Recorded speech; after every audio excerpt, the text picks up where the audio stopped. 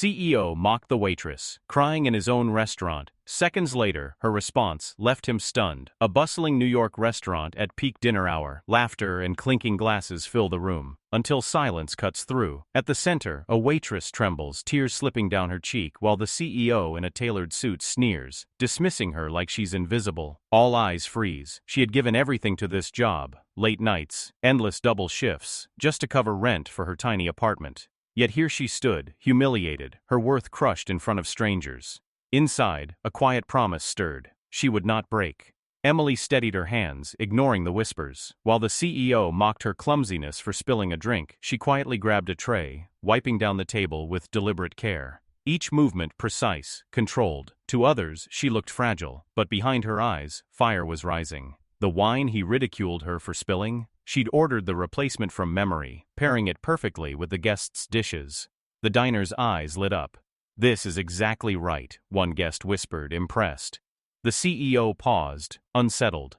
For the first time, the laughter wasn't with him, it was at him. Moments later, the kitchen hit a crisis.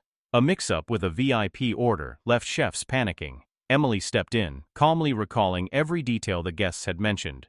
"Swap the garnish, fire table 3, she directed. The plates left the kitchen flawless. The head chef froze, realizing she knew the menu better than anyone, even management. The room shifted. Whispers turned to stares. Diners who had giggled at her tears now watched in quiet respect as every plate landed perfectly, every request anticipated. Even the staff, once hesitant, followed her lead. The mockery had died, replaced by awe. The CEO, red with anger, demanded to know how she knew so much. Emily's voice stayed calm. "Because this was my dream. I studied culinary arts in Chicago, applied here as a chef, never got a reply." Silence fell. The truth cut deeper than her tears ever could.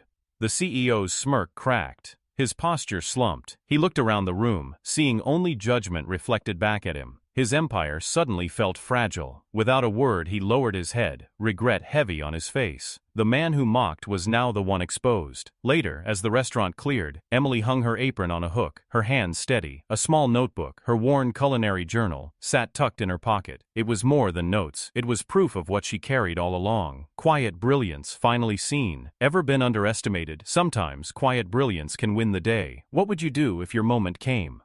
Follow for more stories of hidden victories.